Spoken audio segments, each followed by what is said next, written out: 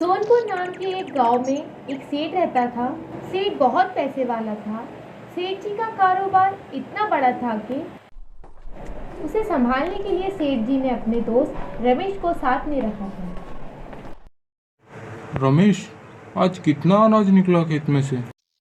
सेठ जी, आज तो हमारे खेत में से 90 बोरी अनाज निकला। 90 बोरी? और थोड़ा काम करना पड़ेगा, फिर और थोड़ा अनाज निकलेगा। आज दूध कितने लीटर हुआ है? सेठ जी, सभी गायों का मिलाकर 80 लीटर दूध निकला है आज। मेरे पास थोड़ी और गाय होती तो और ज़्यादा दूध आता था।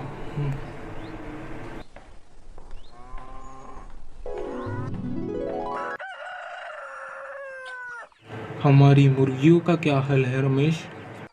सेठ जी, हमारी एक मुर्गी 4 अंडे देती है। बस 4? और थोड़े अंडे देने चाहिए थे तो और अच्छा होता था। मुझे लगता है मुझे और थोड़ी ज़मीन खरीदनी चाहिए जिससे और थोड़े पैसे आ सके। सेठ जी सोचते हैं कि मुझे अपना कारोबार और थोड़ा बढ़ाना चाहिए और थोड़ी ज़मीन की ज़रूरत पड़ेगी। फिर सेठ जी सोने चले जाते हैं।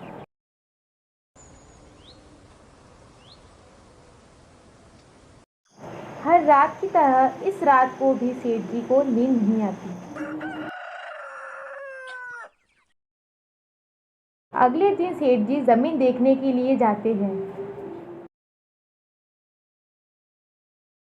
सेठ जी की नज़र एक गरीब किसान पर पड़ती है। सेठ जी रमेश से पूछते हैं ये कौन है।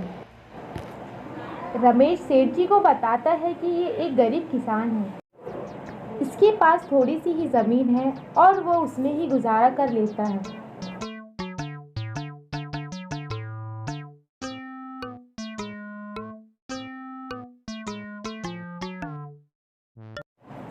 सेठ जी शाम तक उस गरीब किसान को देखते रहते हैं और सोचते हैं उसके पास तो कुछ भी नहीं है, फिर भी ये कितना खुश है। उसी रात सेठ जी सोने की कोशिश करते हैं, लेकिन हर रात की तरह इस रात भी उन्हें नींद नहीं आती।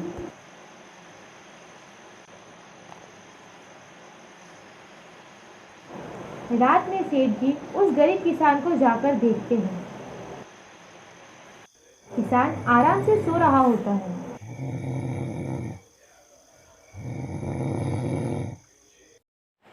अगले दिन रमेश सेठ जी से पूछता है, क्या हुआ सेठ जी, कुछ दिनों से आप बहुत परेशान लग रहे हैं।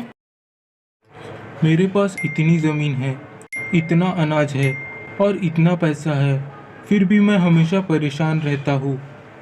और उस गरीब किसान के पास तो कुछ भी नहीं है, फिर भी वो हमेशा खुश रहता है। ऐसा क्यों? सेठ जी, बस इतनी सी बात, मैं आपको इसका हल बताता हूँ। आप एक पोटली में 999 सिक्के बांध के उस गरीब किसान के घर के बाहर रख दो।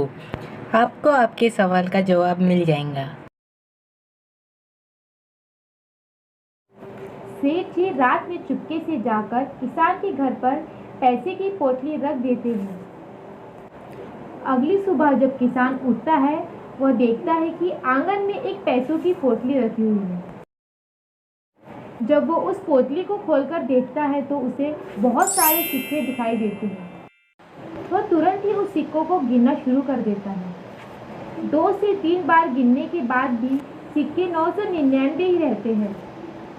अगर मेरे पास एक और सिक्का होता तो पूरे 1000 सिक्के हो जाते।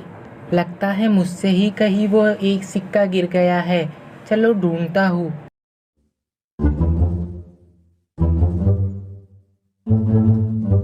काफी समय तक ढूंढने के बाद भी उसे सिक्के नहीं मिलते। किसान उन सिक्कों को उठाकर रख देता है और अपने काम में लग जाता है। खेत में काम करते समय उसे वहां पर सिक्के दिखाई देते हैं। अब हर जगह किसान को सिक्के दिखाई दे रहे थे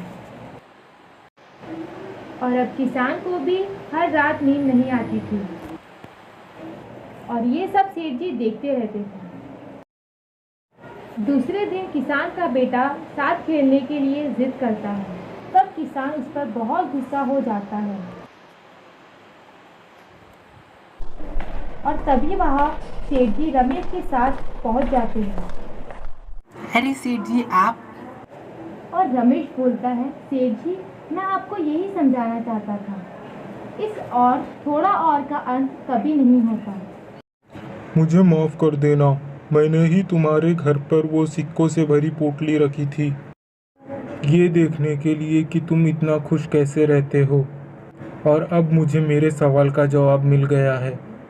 इस थोड़ा और थोड़े की लालच कभी ख़त्म नहीं होती। हमें जितना है उतने में ही खुश रहना चाहिए। इस और थोड़े का अंत कभी नहीं है।